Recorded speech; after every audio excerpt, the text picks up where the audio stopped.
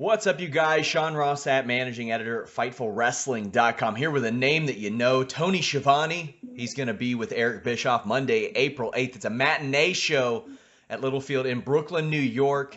You'll be able to find all kinds of details in the description here. Tony, how you doing?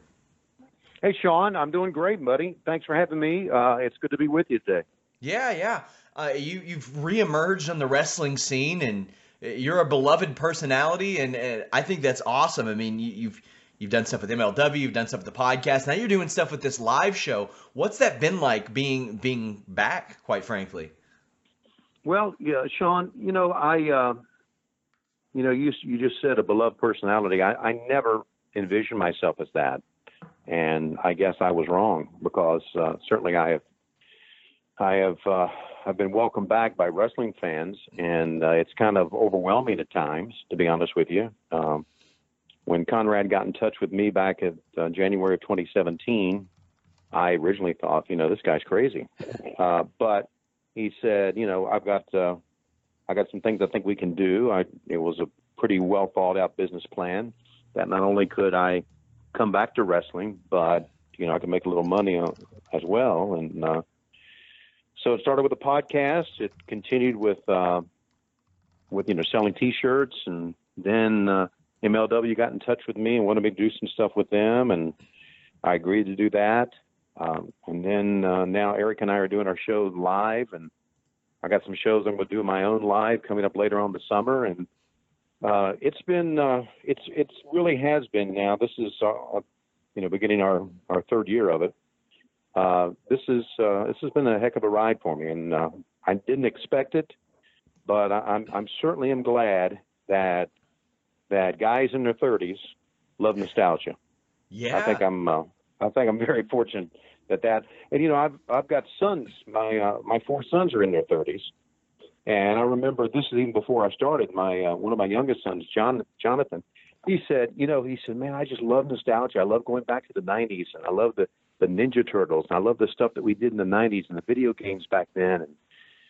And then I think this is kind of an extension of it, of just the nostalgia of remembering your childhood, because I know for me, my childhood was the 70s, and stuff that happened in the 70s I'm big into as well. So I'm just kind of living the dream on nostalgia right now. You're talking to a guy who just bought a pair of Shack Attack Reebok pumps from the 90s, so I'm How about that? Yeah. I'm completely on board with that, and we're in a landscape where you can find that. You can find that nostalgia.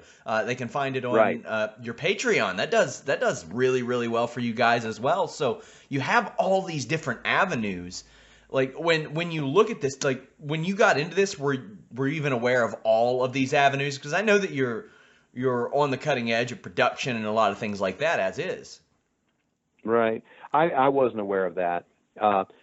But what I knew is that I love to produce things. I love to produce videos. I love to interact with fans.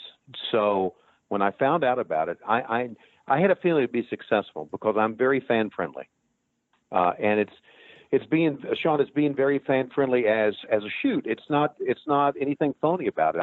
I enjoy talking to the fans, and the guys and even some ladies who are with us on Patreon.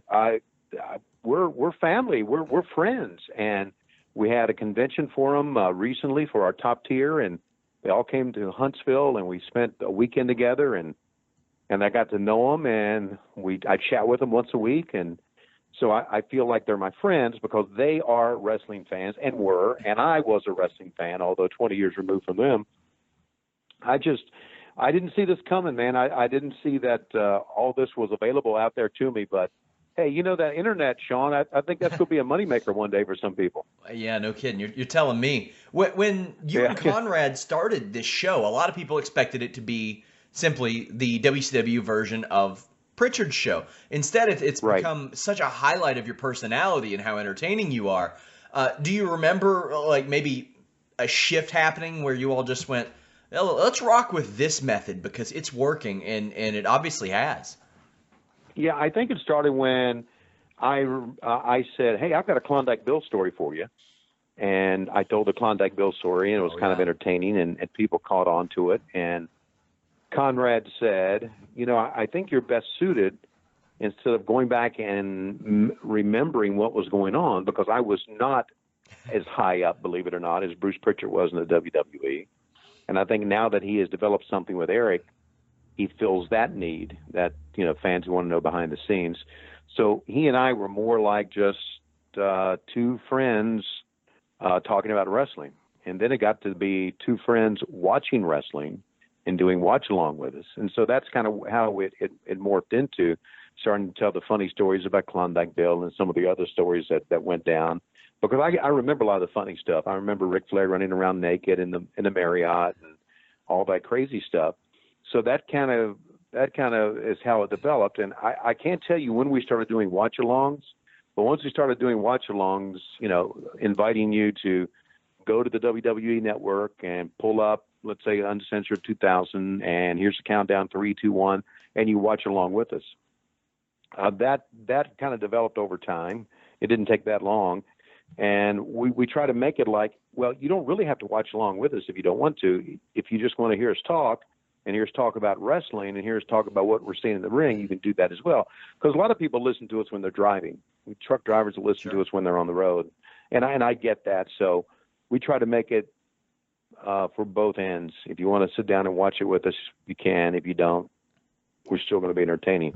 So it kind of developed through time there, and I think we kind of found our niche because I really think it's different than any other podcast. I think you got to be different, and we certainly are.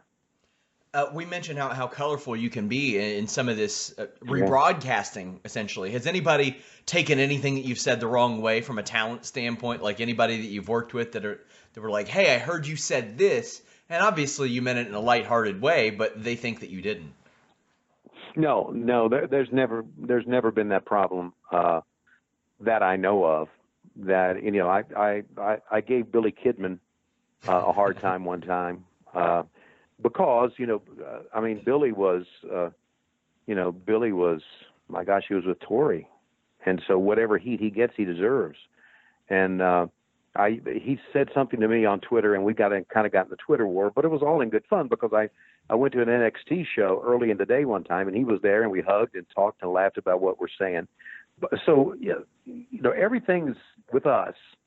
Everything's a joke. Everything's lighthearted. Nobody should really take us seriously at all.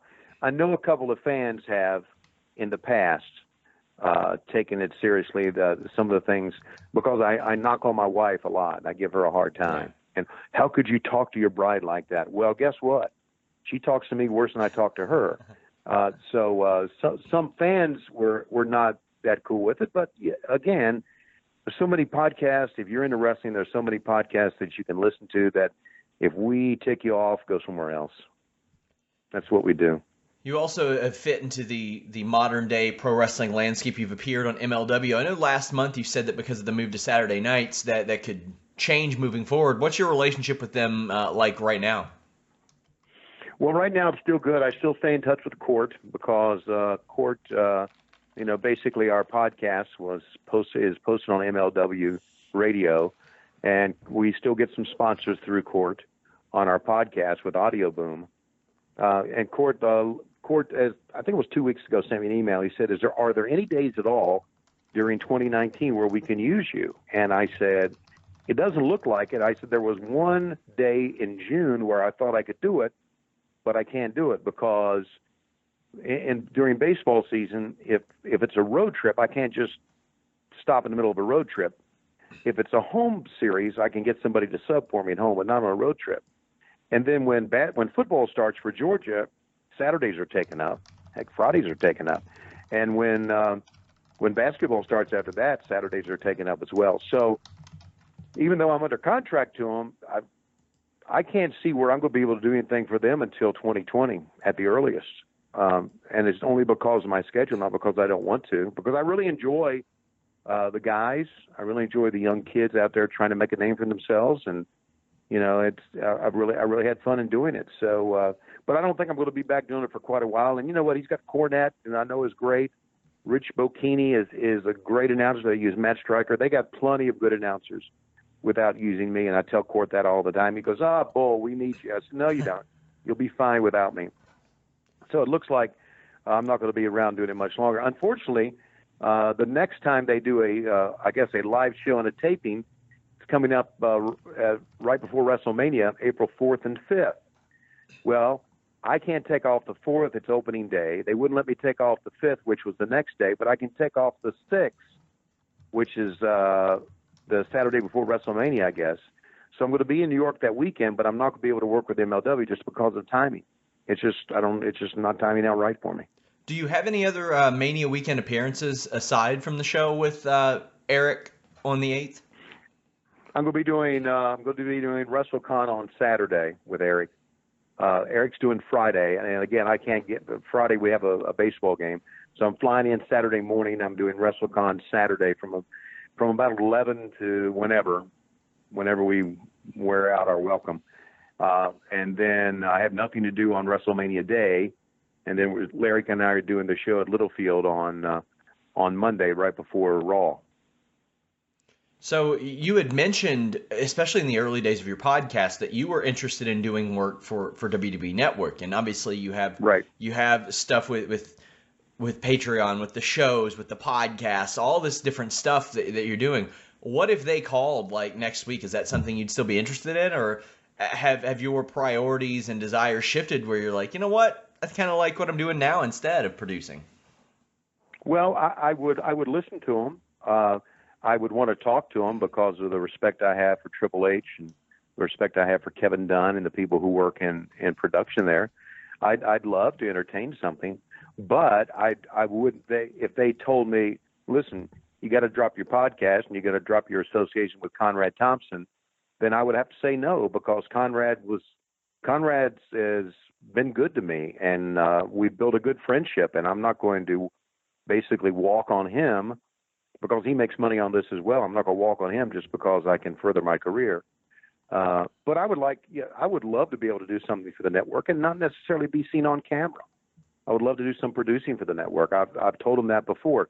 A couple of years ago, and this was right before Conrad got in touch with me, I got in touch with the WWF, and I who did I talk to? I think I talked to Mark Carano, and I said, listen, I'd like to come back into wrestling, but I want to come back into wrestling as a producer. I don't want to be on camera.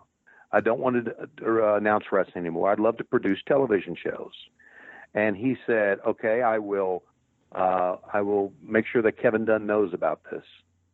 So maybe a month later, 3 weeks later, Kevin called me, and Kevin said, hey, well, I know you talked to Mark. I know you'd like to come back, but we have plenty of announcers right now. And I went, damn it, Kevin, that's not what I want. I want to produce. I don't want to announce. I know, you got good announcers. I've always kind of liked Michael Cole. I like Tom Phillips. I like the guys you have. I don't want to be an announcer. I want to produce. And he said, well, we'll be back in touch with you then. And I never heard anything back out of that. So I'd love to produce for him, but not at the expense of dropping all that I'm doing now, because I'm having too much fun. And I like to feel that I'm pretty loyal to people, and I'm pretty loyal to Conrad. Obviously, you're ingrained in the history of WCW, and we're seeing some of those terms from WCW reemerge as Cody Rhodes, the son of Dusty Rhodes, has filed for several old trademarks. I think Battle Bowl, Bash at the Beach, Bunkhouse Stampede, and that leads to speculation that he'll use them for AEW. He says that he's trying to basically regain some of his dad's ideas and intellectual property, but in order to file for those trademarks, I believe you need a plan to imminently use them. What are your thoughts on this? Because, I mean, if WWE has abandoned them, why do you think that is, and how do you think that would play out in a modern-day wrestling scene? Well, I don't know that much about trademark law. I have met with trademark lawyers and talked to them about it, but if you just fail to use it, I guess it becomes available. I guess they just didn't think it was important. And with the nostalgia, I guess Cody feels for his dad, and the fact that he could have a Bash at the Beach or a Bunkhouse Stampede and it would mean something. Again, bringing back people who remember those shows. I think it would help him out a great deal. I'm really excited about his business plan, and I'm excited about what the Young Bucks are, and Kenny Omega and Chris Jericho and all the guys, and with Tony Khan leading the way, and if they bring in JR to be their announcer, that's going to be some good stuff, man. And so I'm excited about all that, and I think it's a pretty good business plan. You know, there are names that we remember for good or for bad. And I know all Bash of the Beaches weren't great, all Bunkhouse Stampedes weren't great, but they were still iconic names that wrestling fans remember. I'm sure there will be some things that surprise people. Monday, April 8th, matinee show. What happened when 83 weeks? Tony Schiavone and Eric Bischoff live. Again, you guys will be able to find ticket information in the description below. Lots of neat stuff. What are you looking forward to from this show? Well, I'm looking forward again to reconnect with fans, get to meet them, because we started at 2:30. We have a VIP meet and greet. You know, Eric and I did this show in Chicago, and there was a lot of still unanswered questions about WCW. I don't know if he blames me for any of this stuff. It's fine. I wasn't the boss. He was. Still a lot of unanswered questions that we didn't get into because we had a lot of questions from the fans who had asked questions. Eric and I always got along, but that was, 19 years ago or whatever it was, 18 years ago.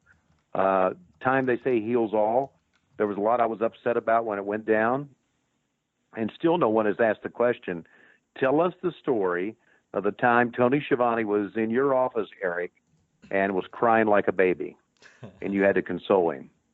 And Eric, we still haven't gotten to that story yet. I hope we get to that coming up in New York on the day after WrestleMania.